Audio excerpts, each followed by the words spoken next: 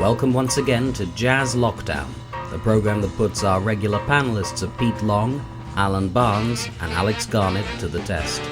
You are invited to donate as little as £1 towards each show, which will be equally divided between the contributors, with 50% of the total amount going to Macmillan Cancer Support by following the PayPal link below. Chaired by Alyn Shipton, this episode's special guest is Dave Newton.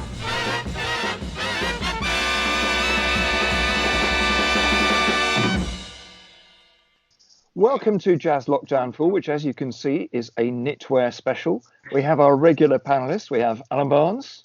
Hello there. We have an itchy Alex Garnett. Hello. We have Pete Long. Hello. And we have our very special guest, Dave Newton. So without any further ado, let's move into the introductory round. So Pete, we're going to start with you. And knowing, this is another sartorial question, knowing your famous international headgear from the days of the John Simon's Rumba Show Band, who wrote and recorded Sombrero Sam? I haven't got a clue. Anybody else? Horace Silver. Nope. That's a good one. It wasn't Herb Alpert or someone, was it? No. I'm going to give you the answer to this one because it's slightly essential for the next one. Oh. It was Charles Lloyd. All right. Okay. Oh, wow. And which pianist played on that record, Dreamweaver, having recently left Art Blakey and the Jazz Messengers? I think the Charles Lloyd 1960s quartet. Oh, piano player. Yeah. He likes to do things on his own.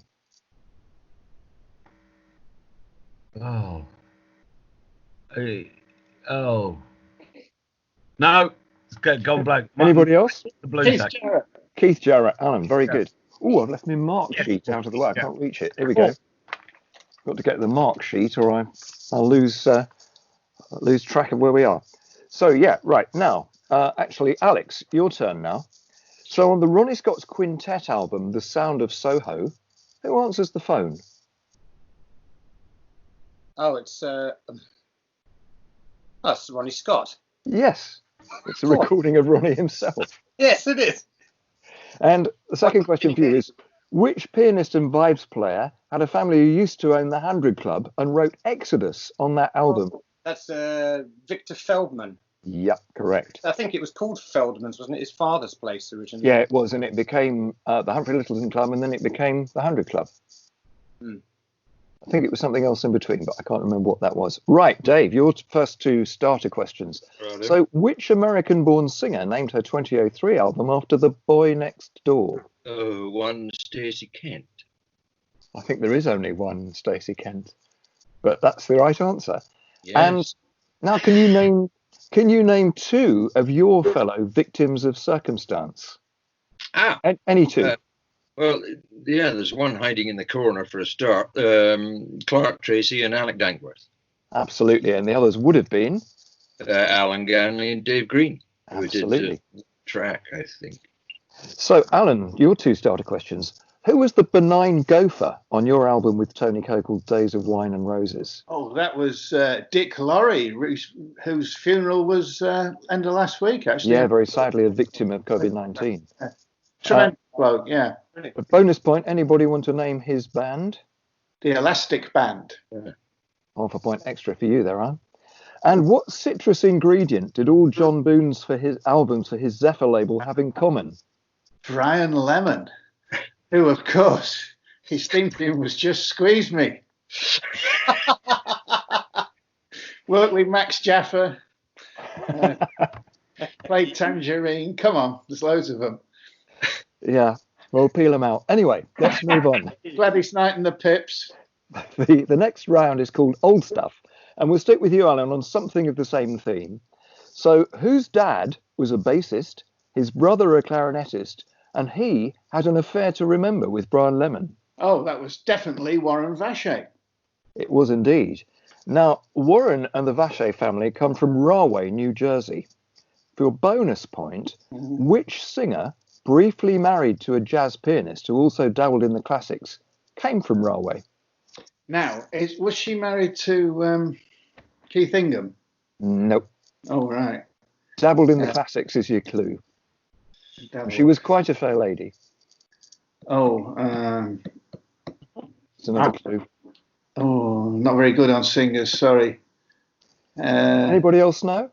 From Rahway, New Jersey? Married to a jazz? Montgomery. No, I'm going to put you out of your misery. It was Dory Previn. Oh, right. Oh. Married to Andre Previn. Yeah. Right. Ordinary question now. Warren Vacher was a great admirer of which trumpeter who worked with Bob Crosby, Benny Goodman and Les Brown, as well as leading his own bands, but he achieved most fame for his trumpet solo on Artie Shaw's record of Stardust? Pee-wee. Pee-wee. I've got to stop you there because that's not the right answer, but you might get a clue when I said he was quite short to Warren, and Warren said, yes, he was short, but he was all lung. Oh, not Shorty Sharrock. No. Hang on a minute. It is an alliterative name. Yeah, I do know it. Billy Butterfield. Yes.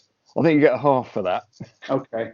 Bit of prompting required. Clues the size of lemons. Anyway, so Dave, for you, this might seem a bit difficult, but it has resonances with your own career. So which clarinetist won a Tommy Dorsey swing contest at 14, played with Count Basie's octet, and then led a band with Sonny Clark and Tal Farlow, and then made 4 records as a co-leader with the accordionist Tommy Gumina? Buddy DeFranco. It was indeed Buddy DeFranco. And thinking of Tommy Gumina, do you happen to know, for your bonus point, what George Shearing's definition of a gentleman was? Yeah, a man who owns an accordion but doesn't play it. Absolutely right. Who played alto and flute in Stan Kenton's Innovations in Modern Music Orchestra, and then went on to join the LA4 with Lorindo Almeida, Ray Brown and Shelley Mann? Bud Shank. Yeah. And I think you have a connection with him as well, don't you? Yeah. Yes. Worked quite a lot with him. Yes. A man with a very loud voice. Extraordinary. Like a foghorn. Yes, and I think you're growing the beard to match, aren't you? At the moment? I was going to say you're sporting a Bud Shank beard, I think. Oh, really? So, Pete, here's a question for you. We all know about the Benny Goodman Carnegie Hall concert, and you know quite a bit about that. But who played the very first concert of ragtime and early jazz in Carnegie Hall? That was James Reese Europe. It was. Excellent. And James Reese Europe was murdered by his drummer. Which other famous jazz musician, a trumpeter, was murdered in New York in February 1972 by slugs? Slugs? Was it Kenny Dorham? No. Was he? Who played with the Messengers just after Kenny Dorham? Blue Mitchell. No. Would have fitted last week's picture round a bit. Oh, you bugger. Hang on. I'm in the right ballpark, aren't I? It's one of those hard bop trumpet players. Absolutely. Not Kenny Dorham. Not Blue Mitchell. He's the fella on Blue Train, isn't he? Yeah, that's it. That's the one. But I can't get his name. Think about Sidewinders. Lee Morgan. Absolutely. Got there. And he was shot by Helen Morgan at Slugs the Club with slugs from a 45. Ah. No, so not death by mollusk then. It's not as bad as it could have been. So, back to James Reese Europe. Do you happen to know which dancers worked with him, one of whom was a British Royal Flying Corps pilot who died in a flying accident at the end of World War One? Oh, it's... And he recorded 2 things with their names in the title. He did, I can't remember it. Anybody else know? No. Vernon and Irene Castle were the dancers. Vernon Castle. Yeah. Right, Alex. Discovered work, isn't there, lying around in the can somewhere that people are trying to revisit at the moment. It's kind of how I know. I mean, it's really interesting stuff, and they actually introduced social dancing. It was really interesting that they had a black American band playing in New York with white dancers. That was quite something in 1918, until he unfortunately he was teaching other people to fly. They all got back safely, and he pranged. So there you Right, Alex, your turn. Which tenor saxophonist was our man in Paris? Dexter Gordon. Now, the bassist on that... Oh, hang on a minute. Which American pianist played on that album, recorded in France? American pianist. Lived in Paris for quite a while, and was the sort of subject of a film starring Dexter Gordon. Oh, Bud Powell? Yeah, Bud Powell. Oh, did Bud on that? Of course. Yeah, and the bassist on that album and on some of Bud's other French recordings was Pierre Michelot. Yes. In whose trio could Pierre frequently be heard on British television in the 60s and 70s?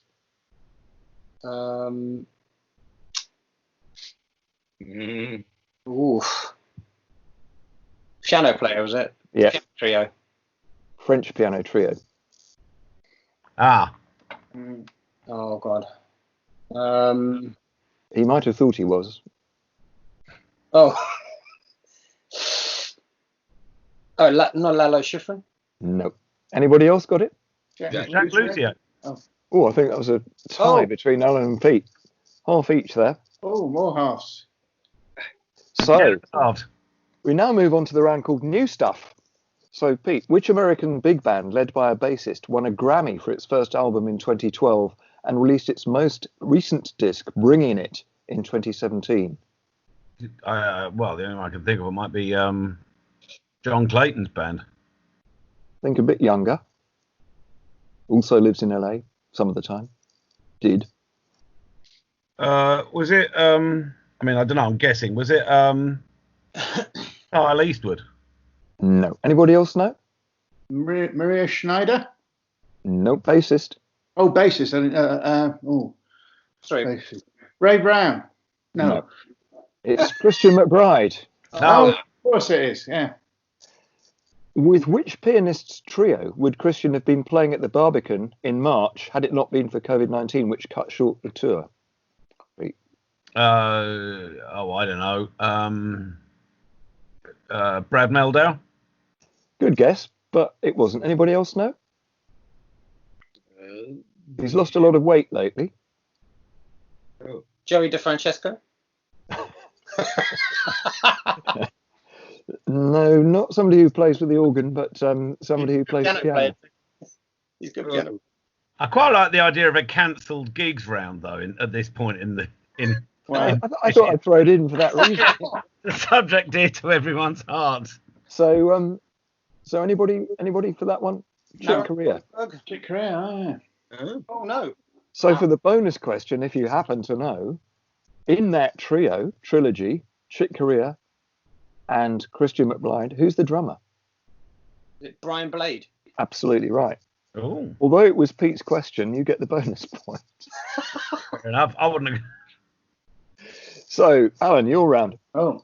Which singer was featured with Guy Barker's big band at the Cheltenham Jazz Festival in 2010, who won a Brit Award for her album Do You Want the Truth or Something Beautiful? Was I on that gig? I have a feeling you were, which is why I asked the question. Well, I don't remember me being on it. And Cheltenham, 2000, that's 10 years ago, Alan. I know it's stretching it a bit, but so I must have.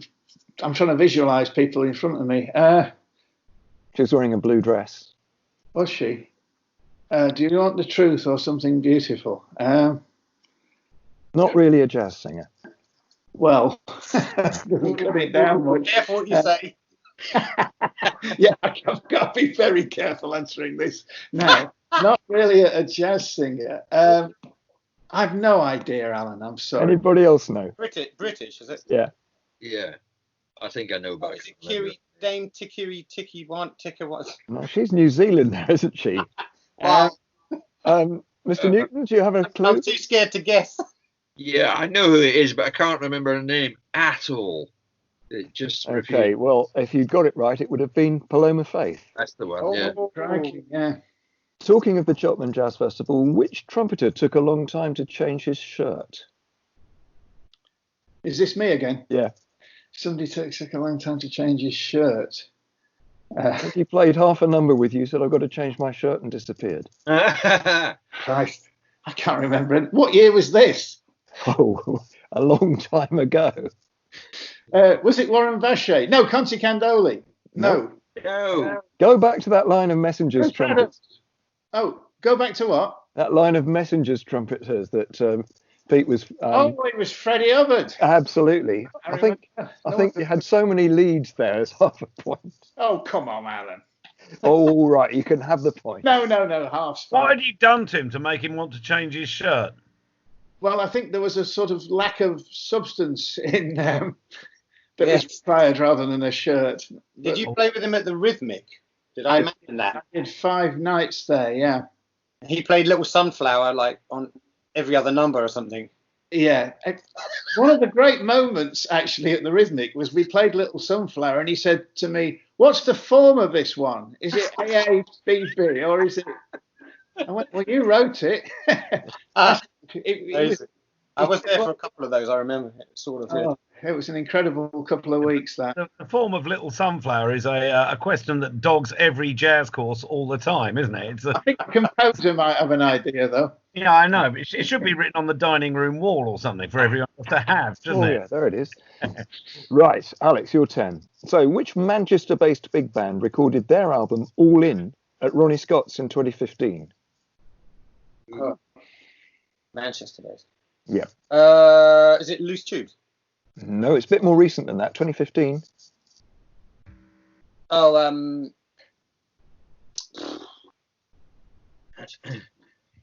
This is the outside the M25 round. Oh, Manchester. I don't Pete, know. do you want to pick up the bonus? Is it Beats and Pieces? It is. Yeah, I got that. And which Birmingham-based big band is led by an Ulster-born composer and was founded to celebrate St. Patrick's Day in 2013? Irishman in there, I actually don't know. His name resembles a large and rather ornamental bird. Peacock. Yeah. So is that his second name? Yes. Trevor. I don't know. It's Sid Peacock's band Surge. Sid Peacock. Yeah. Don't know it. Damn. Right. That's a Dave. Monty Python name. Dave, which Scottish saxophonist shares his name with a 14th century Bishop of Glasgow and a footballer who played for Aberdeen and Dundee? Are we talking alive or? We're talking somebody with whom you played in living memory. Bobby Wellens? First name. Wishart.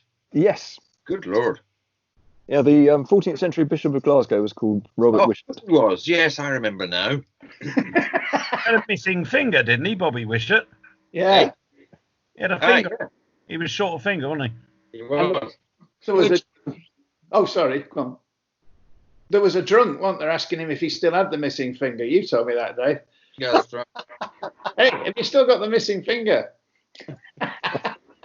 That's a good one. Right. Dave, your second question. Which guitarist features on a famous classical clarinetist tribute to Benny Goodman?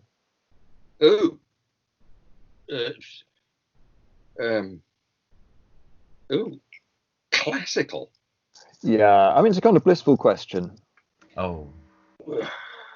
No, I haven't a clue. It's a guitarist you work with quite a lot. Oh. Who plays on the album? Martin Taylor? Nope. Colin Oxley? Jim Well, Mallet? Colin Oxley's the right answer. Oh. It's Julius Bliss's tribute to Benny Goodman. Oh, yes, it does ring a bell. I wasn't on the album, so I'm not likely to remember any of that. Right. Well, we've now got your special round. So this is an interesting one because Ken Poplowski currently leads this with a full house of 10 points for 10 correct answers. Well, And in second place, we have Art Thiemann with 7. And in third place, we have Bruce Adams with a closely fought 6.5. So let's see how you do on your solo guest round. And these are all sort of vaguely piano-related questions. So which pianist was the first ever to have an 8-minute single make the US Billboard charts with a piece called Ponciana? Oh God, what's his name? That's the one. Oh, yeah. Oh, what's his flipping name? I can't remember his name. He was at jam sessions. He last played in London in 2011 at the festival. Yeah, I know who he is. I just can't remember his name. Anybody else want to chip in with this one? Ahmed Jamal. Ahmed Jamal. Yeah. Right. Dave, let's see if you remember who the bass player was on that record, who also recorded Blues in C Sharp Minor with Teddy Wilson. God. No, I can't remember that either. Anybody else know? Israel Crosby. Israel Crosby is right. So, Teddy Wilson also made a quartet record of a blues called Just a Mood. For half a point each, who played trumpet and who played vibes on that September 1937 record? I can tell you straight away, I don't know the answer to this. Anybody else know? Just a Mood? Was a Benny Carter. Harry James and Lionel Hampton. Well, Harry James is right, so you'll get half a bonus point for that. Anybody else know the vibes player? Normally played xylophone? Oh, Red Norvo. Yeah. So, playing at which famous New York concert hall, Dave, in 1938, did Harry James say he felt like a whore in church? What was the question? Which trumpeter playing at a famous New York concert hall in 1938? Sorry, I've said the trumpeter. Which concert hall did Harry James say he felt like a whore in church in 1938? Carnegie Hall, is that what you mean? Carnegie Hall, yeah. For the Benny Goodman 1938 concert. And who was the pianist who took a calm solo in the middle of what he called Gene Krupa's thunderous banging during the 12-minute version of Sing, Sing, Sing? I don't know, I'm sorry. Jess Stacey. Half a point for you. Bonus point. So you may be able to guess the next one, Dave. So Jess Stacey grew up in a place called Cape Girardeau on the Mississippi and eventually ended up playing the Calliope steam organ on the SS Capitol. Well, it went up between St. Louis and New Orleans. Which young white cornetist did he befriend on that boat? Big Spiderbeck. Yep. Absolutely. Bonus question. Do you happen to know what profession Jess Stacey took up when he divorced his first wife, Lee Wiley, and retired from music? Was it real estate? Not far off. He was a postman. Close. He worked for Max Factor, delivering materials for Max Factor around Southern California. Oh, wow. Jess Stacey was briefly a member of the Bob Crosby Band. Which other pianist whose name begins with Z played in Bob's big band and the Bobcats? God. Come on, it's one of those X or Z questions. Yeah, well, it can't have been Joe Zawinul, surely. No, he's a little bit later than him in the alphabet. Z. I don't know. No, I'll pass that over to... Anybody else? Zeke. No, not Zeke Zarky. He was a trumpeter. Right. But it's a very similar name. Is it Ziggy? Nope. It's Bob Zerke. Oh, Zerky. Oh, I thought that started with an X. Yeah. Ziggy Zerky's Archie. That's Xerxes. Right. Bob Zerke, you might get this one then, Dave. So Bob Zerke's last job, and he died in 1944 while still living there, was playing at the Club Hangover in San Francisco. Which great stride pianist who came to the UK many, many times, played there often, and recorded at the Club Hangover with Edmund Hall? Ralph Sutton? Yep. And with which band, co-led by Yank Horson and Bob Haggart, did Ralph tour the UK many times in the 70s and early 80s? The Great Something Band. Well, one word of it. Two words of it's right. Yeah. I can't remember. I really can't. I'm sorry. My memory's shot. Anybody? Well, somebody's got their phone on. Yeah. What was it called? The Great American Jazz Band. Is that what it was called? I think it'd give you a half of that. It's the world's greatest jazz band. Oh yeah. It was Right. It was known in some quarters as the world's whitest jazz band, wasn't it? Yeah. Finally, with which shoeless singer were you reunited in the Spiegel tent at the 2016 Edinburgh Jazz and Blues Festival? Carol Kidd. Well done. So you've actually got 5.5, which puts you in an interesting position there. Now we've got the picture round. Ah, So everybody can have a go at this. Half a point each. Who are these two dudes? Buck Clayton Yep. on the left. Oh, on the right. Who's that? John Hammond. Yes. Full Wow. house. 1 point for that. Next one. A very young me talking to a trumpet player. Who is this? Oh, Is that Joe Newman? Bill Coleman. Nope. Trumpet player. Yeah. Cootie Williams. Nope. oh, who's that? Came to Europe with the Basie band in the early 50s. Did loads and loads and loads of sessions. Snooky Young. Nope. Is that Bill? Well, Ernie Royal. Nope. Basie band in the 50s. it's a trumpet player. Yep. Was also briefly in the Dizzy Gillespie big band. Oh, I thought you'd all guess him straight away. Hang on. Snoopy. It's not God, Snooky my Young. arm's getting tired holding the picture up. It's not Joe Newman, is it? Well, the Joe bit's right. Oh. Oh, I know this. German. I can't remember. It's Joe Wilder. Right. Oh gosh, yeah. Played with him. Yeah. I thought you might get it. Oh, It's right. the knitwear, you see. It's a trophying the memory. It's the effect of knitwear on memory. Okay. Terrible. Half a point for any two of these three characters. Cab Calloway on the right. Half a point. On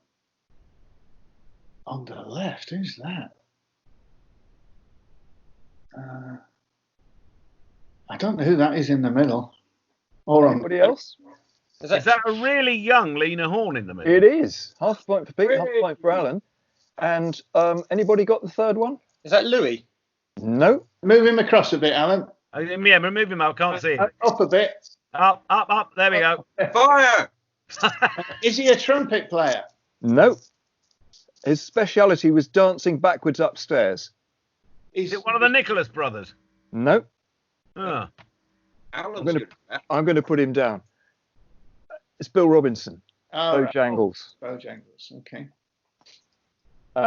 Anyway, some good half points picked up there.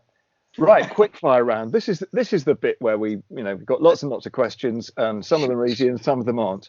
So, which UK vocalist and keyboard musician has penned lyrics to countless Chet Baker solos? Anybody? Which, sorry, a keyboardist? Which UK keyboard player and singer has written lyrics? Anita. Oh. Keyboard player. She's Australian as well. Oh, I know who he is. Georgie Fame. Georgie Fame, absolutely correct. Well done. Which London club regularly booked Fame in the 60s, early 60s? The Marquee. There was another one that he was much more associated with. The Flamingo. Yeah. That's it. The Flamingo officially closed in 1967, but remained open under what name for 2 more years? There's a clue in Clark's circle. Oh, the pig. Pink Flamingo. The Pink Flamingo. Alan got it Pink first. Flamingo, right. Is that right? Which band was the resident house band who used the song Flamingo as its theme tune at the original club? Is it the Jazz Couriers? No, but it was another of those groups of that period. The Vic Ash one. No. Not Tony Kinsey. No, Jimmy Duke Quintet? no, Alan Ganley's band? no. I think he was a tenor player, I believe. Not And his Dick band, Morrissey again. no, and his name has a link to a school of painting. Oh. Blimey. Kenny Graham and the Afro-Cubists. Oh, yes. As well as being a saxophone player, he arranged and composed a lot. Who did he mostly arrange for in his later years? Humphrey Littleton. Yep. You must have played a few of those, Alan. Many times. Yeah. Which TV jazz program was Humphrey the occasional host of in the 1960s? Jazz 625. I think Alex and Pete got that as a tie, so you get half a point each for that one. Can you not hear me? You're on a bit of a delay, Dave, I'm afraid. Lean in. You froze briefly. You still here? Whose big band appeared on the first Jazz 65 show, in fact, which was also just about the first ever programme on BBC Two in 1964? Tubby Hayes? No. No. Was it Duke Ellington then? It was Duke Ellington then. I heard you that time. Wow, never saw that. Yeah. Now, Ellington's orchestra recorded with Count Basie in a Battle of the Bands in 1961. It was reissued as Battle Royal, but what was the original title of the album?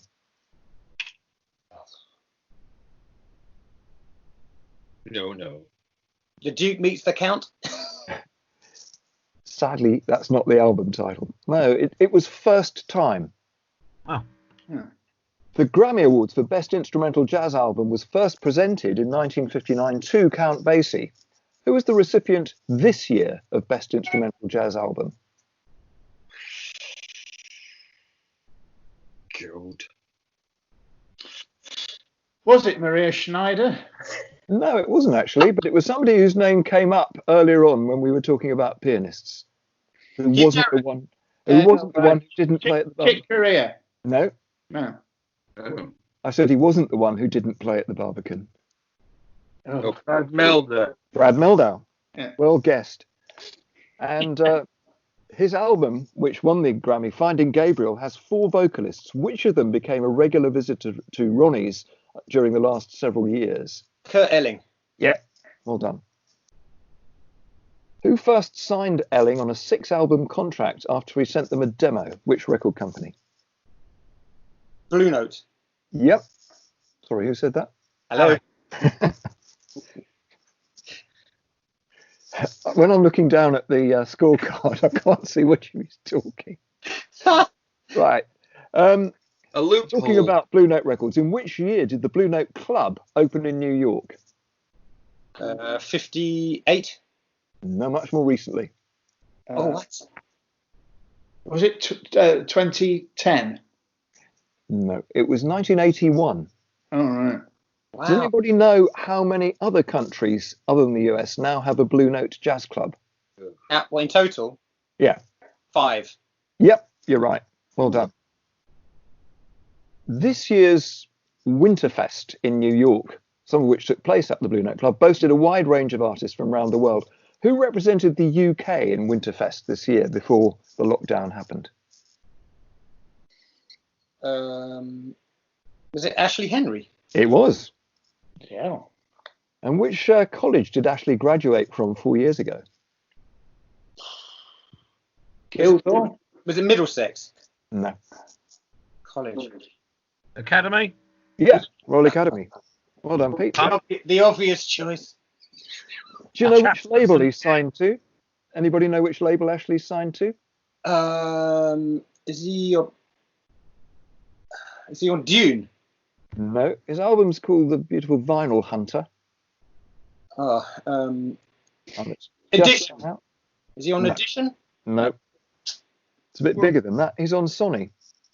Oh, God, of course. Yeah. Mm-hmm. Which British singer signed a £1 million 3-album contract with Universal after outbidding Sony?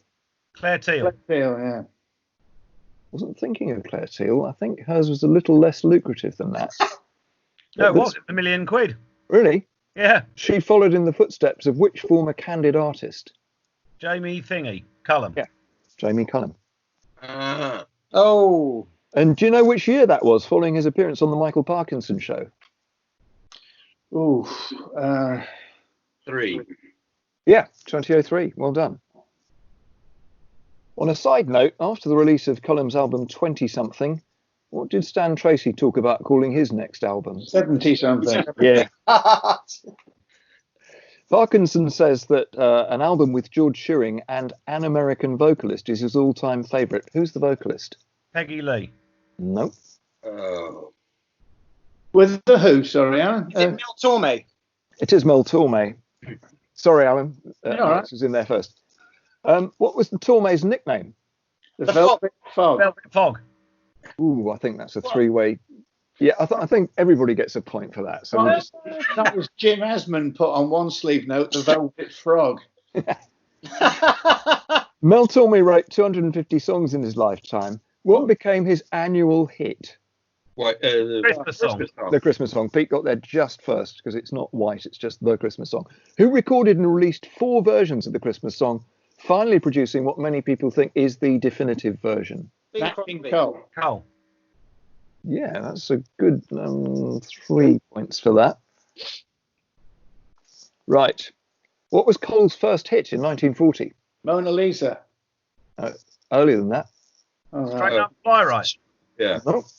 Route 66. Nope. Lush Life. Nope. Sweet Lorraine. Yes. Ah, Hey, well done. Louis Armstrong also recorded a memorable version of Sweet Lorraine. Whose trio accompanied him? Oscar Peterson. Yeah.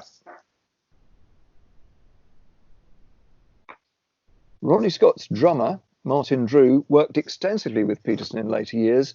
Who was the bass player during that period? He was saying Oscar Peterson. Cool, it's a dead heat between Alex and Pete there. I wasn't sure whether to say Nop. Nop. Nope. Yeah. Nop. Nop, yeah. At what age did Peterson begin gigging in his native Denmark's premier jazz club, the Montmartre? 23. Nope. He was 16. Bit younger than that, Alan. 12. 12. 15. 15, right. Was he? Blimey. Really? Was that allowed? Yeah. He recorded with Bud It's a very Powell. open nation. He's on a record with Bud Powell at the age of 15. It's extraordinary. Which year did he tour Europe as a member of the Bill Evans Trio? 72. Nope. Earlier. 68. Earlier. 64. Later. 65. Oh, Alex got there first. Wait, was that Neil Henning or Sir Peasant? Was it? Niels Henning. Was it in that trio? Was he? Yeah, Niels Henning, I Paul thought, Motion, Bill Evans. Chuck Hills, Rails, Larry Bunker. That trio with Bill Evans in '65. Yeah, but the European tour had Niels Henning on it, and it also Wow. had several quartet concerts with a saxophonist who recently died from COVID-19. Who was that? Lee Last question. Benny Carson. Oh, Connors. Yeah. Right. Big adding up for me to do now. So, On it. The Yeah. prize, though, is all 5 jumpers. It's going to be good. right.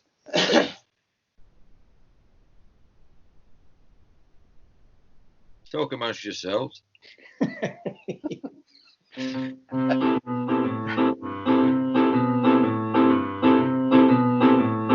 Right.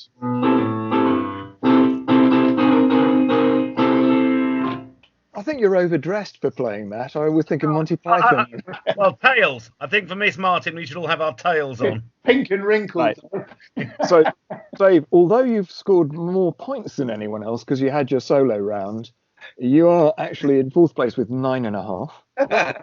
Pete Long, unusually today, is in 3rd place with 10.5, and in joint 1st place, Alex and Alan with 15.5 each. You're joking. Well done. So, very good. Thank you all very much. Is there a Thanks. tiebreaker, Alan? If you want to have a tiebreaker, we can do it. Well, we've got to know where to send the jumpers. Well, I'll tell you what, snip the sleeves off. Yeah. Put them in the pocket and send them. Yeah, they're like the shirts that Ronnie bought on that time when he was doing the liners. And That's fine. they had one sleeve. It was the one tucked in the front of the shirt. But Cheap shirts, you're amazing. anyway, thanks everybody for doing it. Special thanks to Dave Newton for joining us today. Thank you. Thanks to Pete, to Alex, to Alan. And we will see you in the next of these with our new special guest for that one, who will be the wonderful Claire Martin. So thanks all very much. And don't forget to subscribe and give a little bit of money to help us buy bars of chocolate and to encourage Macmillan Cancer Nursing. Thanks and goodbye. Thank you. Bye. Bye-bye.